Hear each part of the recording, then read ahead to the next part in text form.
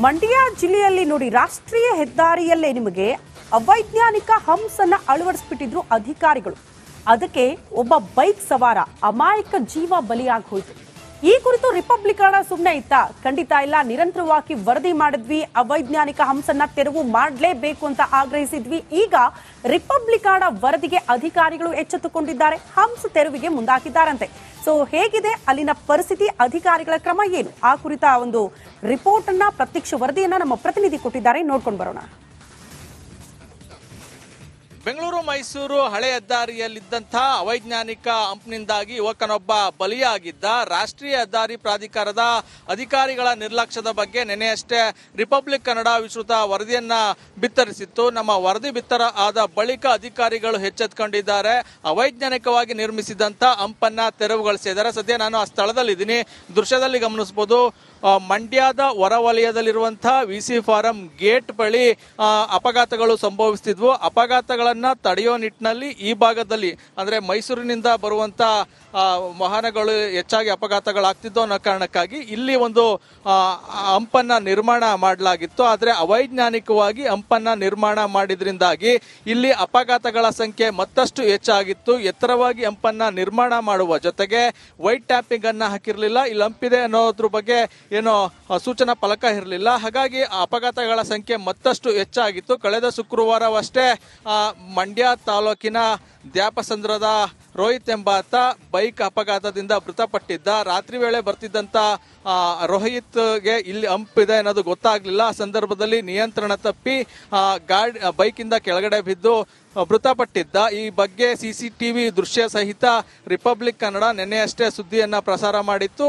ಅದಾದ ಬಳಿಕ ಎಚ್ಚೆತ್ತುಕೊಂಡಿರುವಂತ ಅಧಿಕಾರಿಗಳು ಇಲ್ಲಿದ್ದಂತ ಹಂಪನ್ನ ತೆರವುಗೊಳಿಸಿದ್ದಾರೆ. ಆದ್ರೆ ಇಲ್ಲಿ ಮತ್ತೆ ಹಂಪನ್ನ ಹಾಕಬೇಕು ಅನ್ನೋದು ಸಾರ್ವಜನಿಕರ ಆಗ್ರಹ ಆಗಿರುವಂತದ್ದು. ಇಲ್ಲಿ ಅಪಘಾತಗಳು ನಡೀತಾ ಇದೆ. ಹಾಗಾಗಿ ಇಲ್ಲಿ ಹಂಪನ್ನ ತೆರವುಗೊಳಿಸಿದ್ದಾರೆ. ಇಲ್ಲಿ ವೈಜ್ಞಾನಿಕವಾಗಿ ಹಂಪನ್ನ ಹಾಕುವ ಜೊತೆಗೆ ವೈಟ್ ಟ್ಯಾಪಿಂಗ್ ಅನ್ನ ಹಾಕಬೇಕು. ಅದ್ರ ಜೊತೆಗೆ ಇಲ್ಲಿ ಹಂಪಿದೆ ಅನ್ನೋದನ್ನ ಸೂಚನಾ ಫಲಕವನ್ನು ಅಳವಡಿಸುವ ಮೂಲಕ ಇಲ್ಲಿ ಆಗ್ತಾ ಇರುವಂತಹ ಅಪಘಾತಗಳನ್ನು ಸಂಪೂರ್ಣವಾಗಿ ತಡೆಯುವ ನಿಟ್ಟಿನಲ್ಲಿ ಕ್ರಮ ವಹಿಸಬೇಕು ಅಂತ ಆಗ್ರಹಿಸ್ತಾ ಇರುವಂತದ್ದು. ಒಟ್ಟಾರೆ ಹೇಳೋದಾದ್ರೆ ಸದ್ಯಕ್ಕೆ ರಿಪಬ್ಲಿಕ್ ಕನ್ನಡದ ವರದಿ ಬಳಿಕ ಅಧಿಕಾರಿಗಳು ಎಚ್ಚೆತ್ತುಕೊಂಡಿದ್ದಾರೆ. ಇನ್ನು ಮುಂದೆ ಇಲ್ಲಿ ವೈಜ್ಞಾನಿಕವಾಗಿ ಹಂಪನ್ನ ನಿರ್ಮಾಣ ಮಾಡುವ ಮೂಲಕ ಇಲ್ಲಿ ಆಗ್ತಾ ಇರುವಂತಹ ಅಪಘಾತಗಳನ್ನು ಕೂಡ ತಡಿಬೇಕು ಅನ್ನೋದು ನಮ್ಮ ಆಗ್ರಹ ಆಗಿದೆ. ಕ್ಯಾಮ್ರಾಮನ್ ಇನ್ನೊಂದು ಜೊತೆ ಆನಂದ್, ರಿಪಬ್ಲಿಕ್ ಕನ್ನಡ, ಮಂಡ್ಯ. ಮಂಡ್ಯ ಜಿಲ್ಲೆಯಲ್ಲಿ ನೋಡಿ ರಾಷ್ಟ್ರೀಯ ಹೆದ್ದಾರಿಯಲ್ಲೇ ನಿಮಗೆ ಅವೈಜ್ಞಾನಿಕ ಹಂಸನ್ನ ಅಳವಡಿಸಿಬಿಟ್ಟಿದ್ರು ಅಧಿಕಾರಿಗಳು. ಅದಕ್ಕೆ ಒಬ್ಬ ಬೈಕ್ ಸವಾರ ಅಮಾಯಕ ಜೀವ ಬಲಿಯಾಗಿ ಹೋಯಿತು. ಈ ಕುರಿತು ರಿಪಬ್ಲಿಕನ್ ಸುಮ್ಮನೆ ಇತ್ತ? ಖಂಡಿತ ಇಲ್ಲ. ನಿರಂತರವಾಗಿ ವರದಿ ಮಾಡಿದ್ವಿ, ಅವೈಜ್ಞಾನಿಕ ಹಂಸನ್ನ ತೆರವು ಮಾಡಲೇಬೇಕು ಅಂತ ಆಗ್ರಹಿಸಿದ್ವಿ. ಈಗ ರಿಪಬ್ಲಿಕನ್ ವರದಿಗೆ ಅಧಿಕಾರಿಗಳು ಎಚ್ಚೆತ್ತುಕೊಂಡಿದ್ದಾರೆ, ಹಂಸ ತೆರವಿಗೆ ಮುಂದಾಕಿದ್ದಾರಂತೆ. ಸೊ ಹೇಗಿದೆ ಅಲ್ಲಿನ ಪರಿಸ್ಥಿತಿ, ಅಧಿಕಾರಿಗಳ ಕ್ರಮ ಏನು, ಆ ಕುರಿತ ಒಂದು ರಿಪೋರ್ಟ್ ಅನ್ನ, ಪ್ರತ್ಯಕ್ಷ ವರದಿಯನ್ನ ನಮ್ಮ ಪ್ರತಿನಿಧಿ ಕೊಟ್ಟಿದ್ದಾರೆ, ನೋಡ್ಕೊಂಡು ಬರೋಣ. ಬೆಂಗಳೂರು ಮೈಸೂರು ಹಳೆ ಹೆದ್ದಾರಿಯಲ್ಲಿದ್ದಂತಹ ಅವೈಜ್ಞಾನಿಕ ಹಂಪ್ನಿಂದಾಗಿ ಯುವಕನೊಬ್ಬ ಬಲಿಯಾಗಿದ್ದ. ರಾಷ್ಟ್ರೀಯ ಹೆದ್ದಾರಿ ಪ್ರಾಧಿಕಾರದ ಅಧಿಕಾರಿಗಳ ನಿರ್ಲಕ್ಷ್ಯದ ಬಗ್ಗೆ ನೆನೆಯಷ್ಟೇ ರಿಪಬ್ಲಿಕ್ ಕನ್ನಡ ವಿಸ್ತೃತ ವರದಿಯನ್ನ ಬಿತ್ತರಿಸಿತ್ತು. ನಮ್ಮ ವರದಿ ಬಿತ್ತರ ಆದ ಬಳಿಕ ಅಧಿಕಾರಿಗಳು ಎಚ್ಚೆತ್ತುಕೊಂಡಿದ್ದಾರೆ. ಅವೈಜ್ಞಾನಿಕವಾಗಿ ನಿರ್ಮಿಸಿದಂತ ಹಂಪನ್ನ ತೆರವುಗೊಳಿಸಿದ್ದಾರೆ. ಸದ್ಯ ನಾನು ಆ ಸ್ಥಳದಲ್ಲಿದ್ದೀನಿ.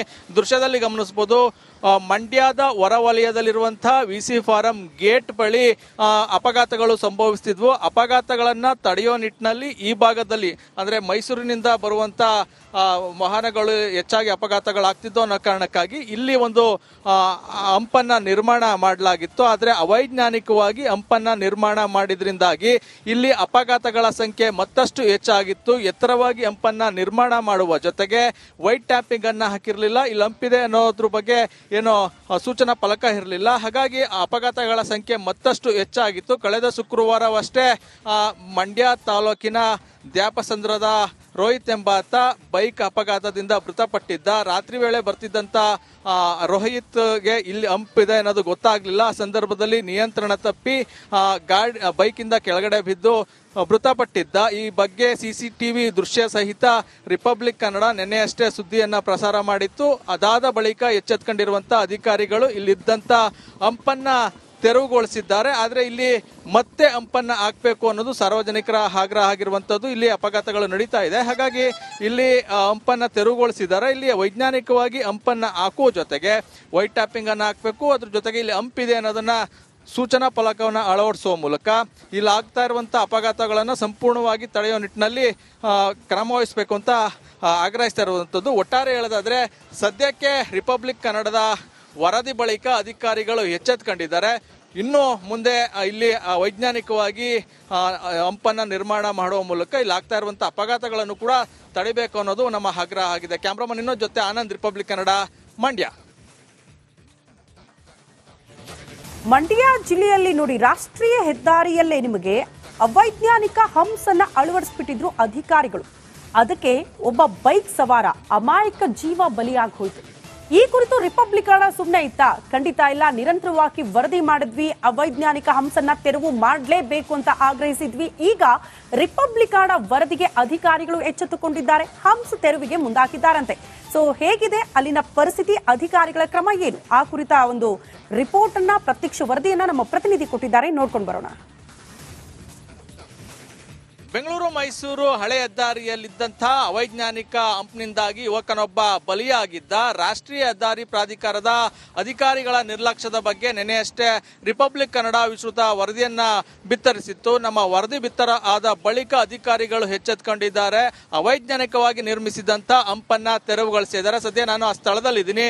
ದೃಶ್ಯದಲ್ಲಿ ಗಮನಿಸಬಹುದು, ಮಂಡ್ಯದ ಹೊರವಲಯದಲ್ಲಿರುವಂತಹ ವಿಸಿ ಫಾರಂ ಗೇಟ್ ಬಳಿ ಅಪಘಾತಗಳು ಸಂಭವಿಸುತ್ತಿದ್ವು. ಅಪಘಾತಗಳನ್ನ ತಡೆಯೋ ನಿಟ್ಟಿನಲ್ಲಿ ಈ ಭಾಗದಲ್ಲಿ ಅಂದ್ರೆ ಮೈಸೂರಿನಿಂದ ಬರುವಂತ ವಾಹನಗಳು ಹೆಚ್ಚಾಗಿ ಅಪಘಾತಗಳಾಗ್ತಿದ್ದು ಅನ್ನೋ ಕಾರಣಕ್ಕಾಗಿ ಇಲ್ಲಿ ಒಂದು ಹಂಪನ್ನ ನಿರ್ಮಾಣ ಮಾಡಲಾಗಿತ್ತು. ಆದರೆ ಅವೈಜ್ಞಾನಿಕವಾಗಿ ಹಂಪನ್ನ ನಿರ್ಮಾಣ ಮಾಡಿದ್ರಿಂದಾಗಿ ಇಲ್ಲಿ ಅಪಘಾತಗಳ ಸಂಖ್ಯೆ ಮತ್ತಷ್ಟು ಹೆಚ್ಚಾಗಿತ್ತು. ಎತ್ತರವಾಗಿ ಹಂಪನ್ನ ನಿರ್ಮಾಣ ಮಾಡುವ ಜೊತೆಗೆ ವೈಟ್ ಟ್ಯಾಪಿಂಗ್ ಅನ್ನ ಹಾಕಿರ್ಲಿಲ್ಲ. ಇಲ್ಲಿ ಹಂಪಿದೆ ಅನ್ನೋದ್ರ ಬಗ್ಗೆ ಏನೋ ಸೂಚನಾ ಫಲಕ ಇರಲಿಲ್ಲ. ಹಾಗಾಗಿ ಅಪಘಾತಗಳ ಸಂಖ್ಯೆ ಮತ್ತಷ್ಟು ಹೆಚ್ಚಾಗಿತ್ತು. ಕಳೆದ ಶುಕ್ರವಾರವಷ್ಟೇ ಮಂಡ್ಯ ತಾಲೂಕಿನ ದ್ಯಾಪಸಂದ್ರದ ರೋಹಿತ್ ಎಂಬಾತ ಬೈಕ್ ಅಪಘಾತದಿಂದ ಮೃತಪಟ್ಟಿದ್ದ. ರಾತ್ರಿ ವೇಳೆ ಬರ್ತಿದ್ದಂತ ರೋಹಿತ್ಗೆ ಇಲ್ಲಿ ಹಂಪಿದೆ ಅನ್ನೋದು ಗೊತ್ತಾಗ್ಲಿಲ್ಲ. ಆ ಸಂದರ್ಭದಲ್ಲಿ ನಿಯಂತ್ರಣ ತಪ್ಪಿ ಬೈಕಿಂದ ಕೆಳಗಡೆ ಬಿದ್ದು ಮೃತಪಟ್ಟಿದ್ದ. ಈ ಬಗ್ಗೆ ಸಿಸಿಟಿವಿ ದೃಶ್ಯ ಸಹಿತ ರಿಪಬ್ಲಿಕ್ ಕನ್ನಡ ನಿನ್ನೆಯಷ್ಟೇ ಸುದ್ದಿಯನ್ನ ಪ್ರಸಾರ ಮಾಡಿತ್ತು.